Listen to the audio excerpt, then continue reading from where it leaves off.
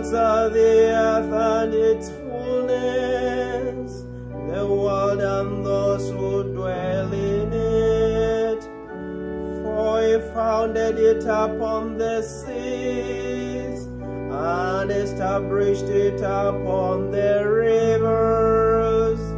Lord, this is the people that longs to see your face.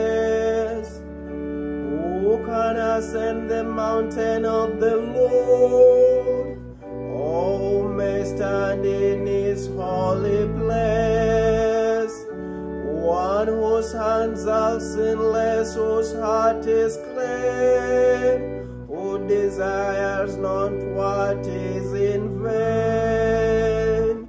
Lord, this is the people that longs to see your face.